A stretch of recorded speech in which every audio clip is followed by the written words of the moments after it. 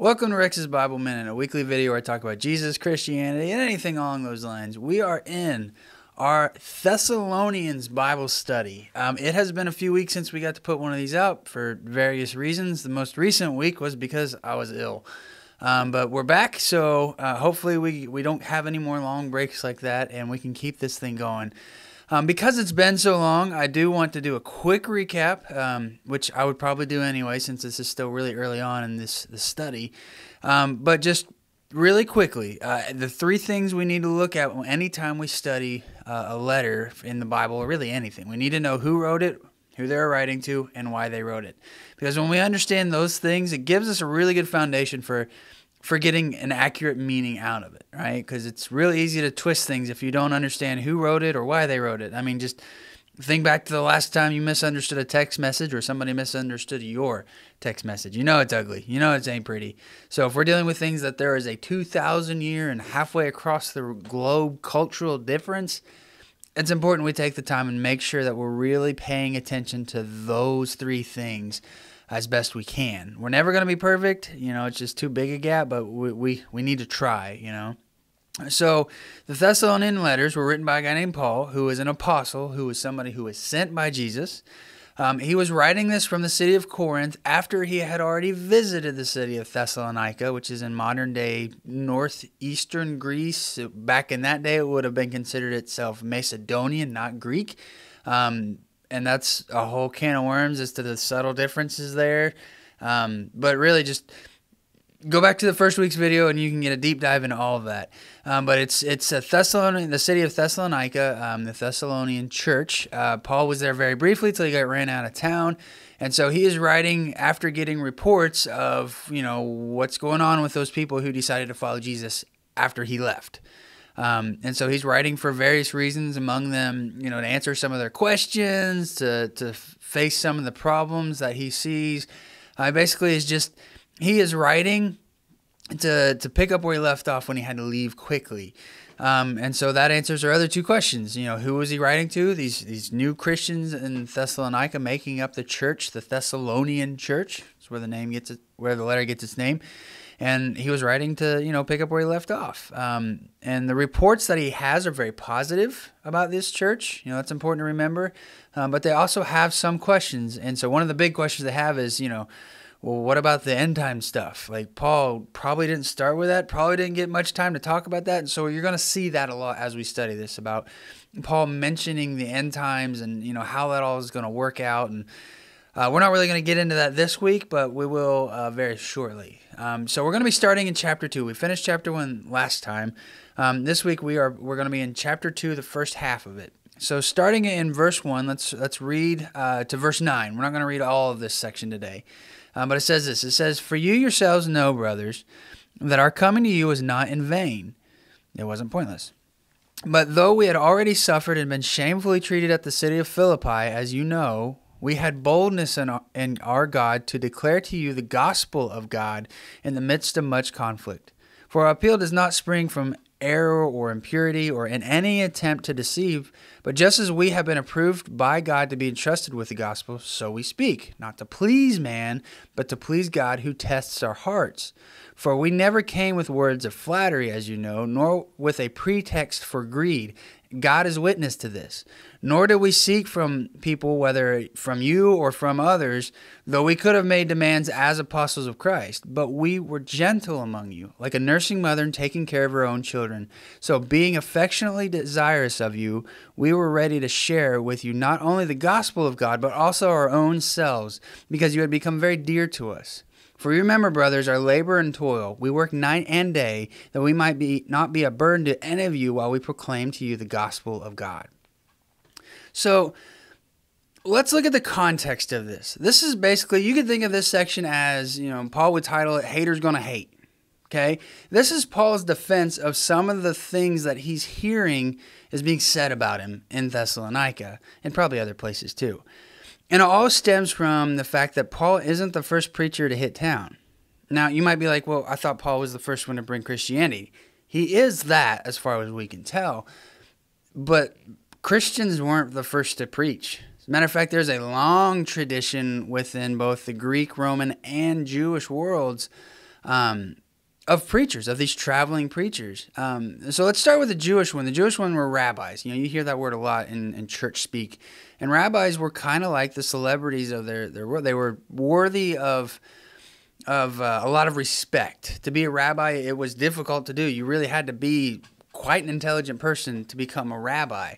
And so it was kind of like you were a little bit of a rock star. You were the center of every community you were in. The rabbis were big deals in the Jewish worlds. And so Thessalonica having a synagogue means there was a decent Jewish population there, enough to be able to fund a synagogue, their church building, if you want to think of it like that. It's not really equivalent, but more like a community center. But regardless, there would have been these traveling rabbis who would have come to town.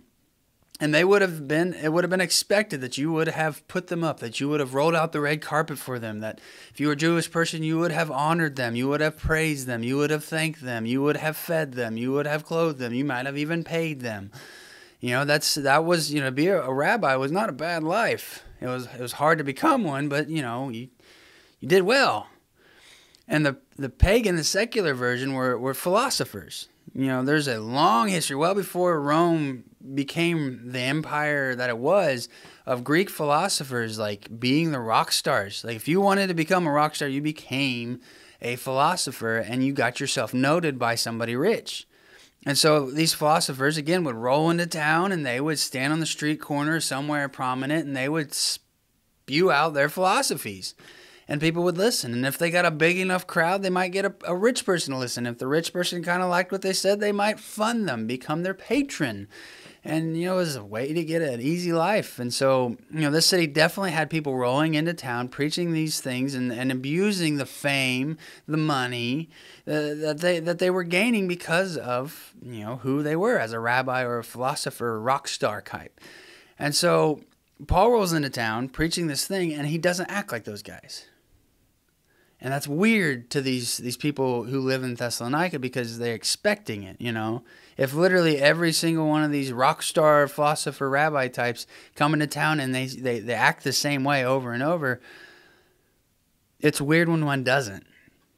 And so Paul rolls into town and he does his thing. He stirs up trouble for sure, but he's not like the other preachers that they've seen. And so he gets run out of town. And as he is gone, in his absence, the people who are there start accusing him of these things. And so verses 1 through 9, basically all the way to 12, it's him kind of addressing each one of these things that you would have expected these other philosopher, rabbi preachers to maybe do. Not all of them, okay? This is a big blanket statement. It's a generalization. Not every one of them was this horrible, awful human being, but there were a lot that were horrible, awful human beings. This is Paul addressing what those people might accuse him of. And so he starts off by acknowledging his criminal past. So a lot of times these traveler types were running from the law, right? It's kind of a trope that's true today. Somebody who's just always in a new town every few weeks or so, they're running from the law because they got a criminal past. And Paul starts out in verse 2 by acknowledging, yeah, I do have a criminal past. Like he says, yeah, I got arrested in Philippi. But it didn't stop me from preaching the gospel. That's what he says. He uses his criminal past as proof of his pure motivation, that he's really there only to preach the gospel. Otherwise, why would he do that? Why would he perpetually get himself arrested and beaten and just abused like that? There's no reason for that. And so he embraces his criminal record. He says, yeah, that's part of the cost of doing this. It's not something I'm running from. It's something I'm embracing. And he says that, that people are accusing him of being delusional or an idiot. In verse 3, he says, for our appeal does not spring from error. They're wrong. I'm sure a lot of these preachers that would roll into town would just plain old be wrong. Like they would have these crazy ideas or things that they just weren't true. It's funny, if you read some of the ancient texts, even amongst Christian texts, there are things in it that are like very much just wrong. Famously in the... so I was trying to think of the apostolic fathers. Brain didn't work. Don't know why, but that's what happens when you go off script. Anyways, back to it. The church fathers' writings, the guys who came after the apostles, there's one section in one of them where he talks about a phoenix and how that represents God's glorious design. It's like, well, pretty definitive that phoenixes never existed. They're not real. They're myth. But, it's an example that, these people who are well-intentioned but were wrong. And so, he's saying, I'm not wrong. I'm not an idiot. I'm not somebody who's just kind of repeating what I don't know that I'm talking about. He knows what he's talking about. He goes on, he says that these people are accusing him of being impure. That he says in verse 3, he says, for our appeal does not spring from impurity. The word impurity there is akatharsias, and it means morally impure, but it also means like physically impure, like sexually impure. You read between the lines, and there's a lot of evidence to support that these preachers that rolled through town would sometimes take advantage of people sexually. That they would, manipulate their fame and their status and, abuse people. And so it's implied that, yes, that there's the moral impurity attack on Paul's reputation, but there's also hand in hand the sexual impurity that Paul might have, abused people because of who he was. But again, Paul was arrested and run out of town. I don't think he quite had that opportunity according to the narrative that we find in Scripture. But yeah, that's what this is. This is just a throwback to that. Some of these philosopher types, I would hope that there wasn't much of this amongst the rabbi types, but you never know. They were sexually abusive to people. They manipulated people. And this also probably had something to do with a reputation that Christians in general would develop very shortly after this. That comes from the habit of the holy kiss, which essentially, like, if you look at Europeans, they kiss each other on the cheeks, and in America we're like, that's weird, I'm not doing that. But in Europe, like, that's common. You say hello, you kiss somebody on the cheek, like. And so we look at that, and that's weird. Like, that's kind of the same reaction that the Roman world would have had to Christians greeting each other with a holy kiss. That might even be where, that current tradition comes from, is an old Christian tradition. And they would also have these things called love feasts, which was just food, just sitting together, worshiping God, having communion and having food. But because of those two things, Christians would get the reputation of being sexually devious and incest. So this is kind of like, the origins of that rumor we're seeing. It hadn't spread like wildfire yet because Christianity is new in Europe, but it didn't take long for it to start. So let's keep going.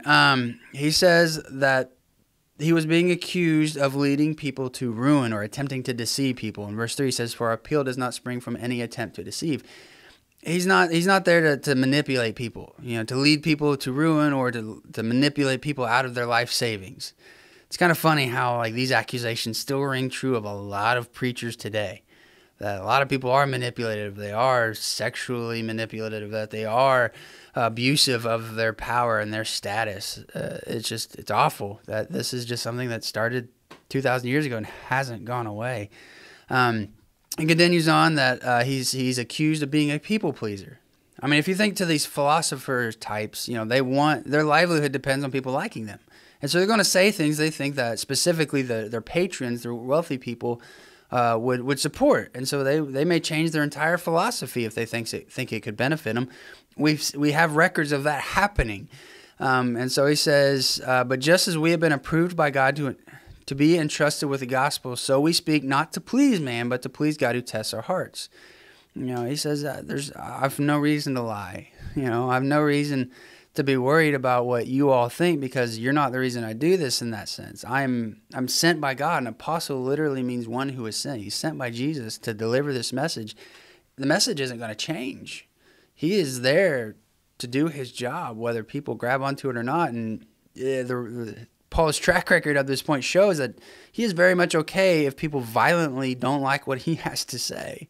So he's definitely not a people pleaser. Then he addresses that he's motivated by greed. He says, for we never came with words of flattery, as you know, nor with a pretext for greed. God is witness. So, it kind of ties into the one before it. The reason to be a people pleaser is financial gain, basically, that he wants to get financial gain or wants to be famous. And so he doesn't use words of flattery to please people, but instead, he just speaks the truth. God is witness to that, is what he says. He says, I'm not motivated by greed. And And in verse 9, a little later on, he says, "For you remember, brothers, our labor and toil. We work night and day that we might not be a burden to any of you while we proclaimed the gospel." I think this is really interesting because Paul is bivocational, basically. Like, he is doing the work of preaching the gospel, but it says that he's working night and day to provide for himself. So what does that mean? We know from other parts of the Bible that Paul was a tent maker. That was his trade, which means that he set up shop somewhere in town. Like, he had a tent-making shop, whether it was at somebody's house or he actually had a physical shop in the marketplace. But he would source material, he would work day and night, and he fit his preaching into his work life.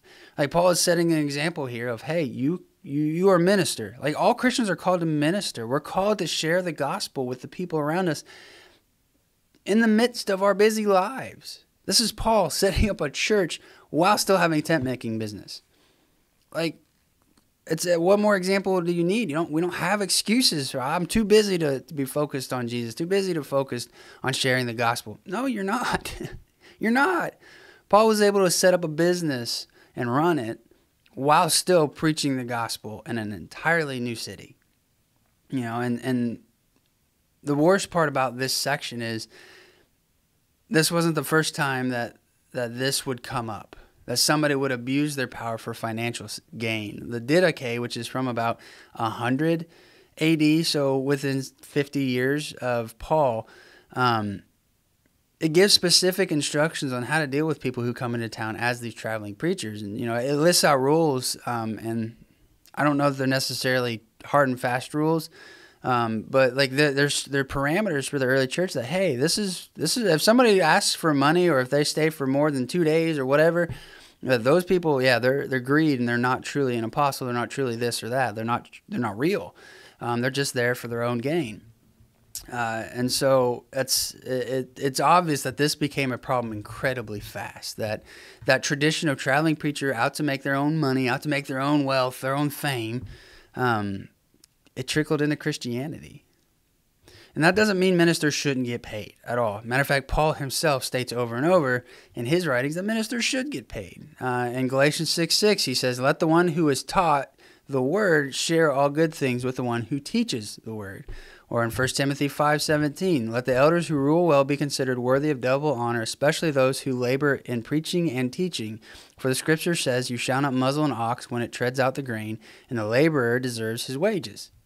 All right, Paul isn't saying here that it's bad for ministers to be paid. What he's saying is it's bad if they're motivated by getting paid. Like, you have to live, you have to eat, you have to have clothes on, but that's not the motivation. The motivation has to be sharing the gospel. All right, and then he continues on and ties in pretty much again with what we were talking about just now, that he was not fame hungry. He says, "Nor did we seek glory from people, whether from you or from others." His motivation is sharing the gospel. And then he addresses being accused of being an authoritarian. He says, "For we could have made demands as apostles of Jesus, as ones who are sent with the authority of Jesus." That's what the word apostle means. "But we were gentle among you, like a nursing mother taking care of her own children." He said, we didn't wield our authority as one sent by Jesus harshly. Like, we were gentle with you guys. We didn't want to be a burden with you. This is initial contact. You guys have never heard the gospel before. And so we made sure that we didn't ask for money, that we didn't do things that were focused on us being famous. We didn't do things that could be accused of us just being like all these other preachers you've heard. We did things differently because we want you to know that our motives are pure. And then he finishes out this section by saying, "You are witnesses, and God also, how holy and righteous and blameless was our conduct toward you believers.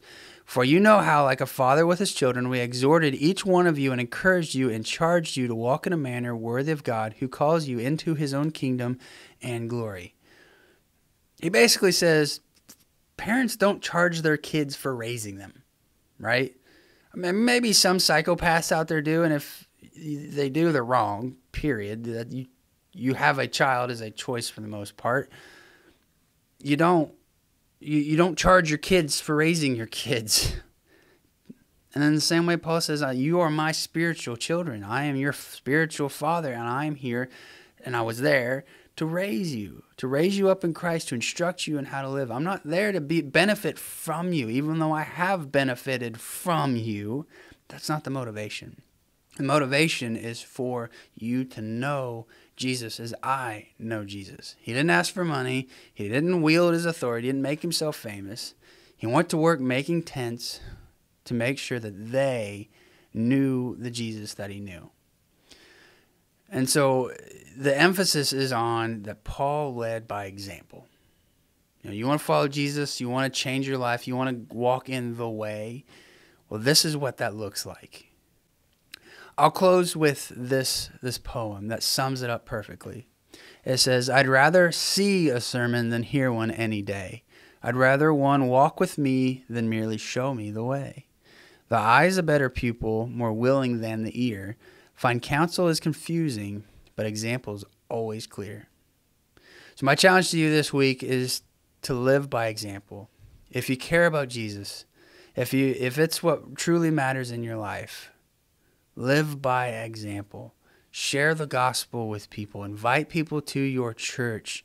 Show them that this isn't just about, calling yourself a Christian or getting into heaven, but this is about so much more, that Christianity is about a new way of living, a better way of living, being made right with the God who created you. Live by example, lead by example, and be the example. Until next week.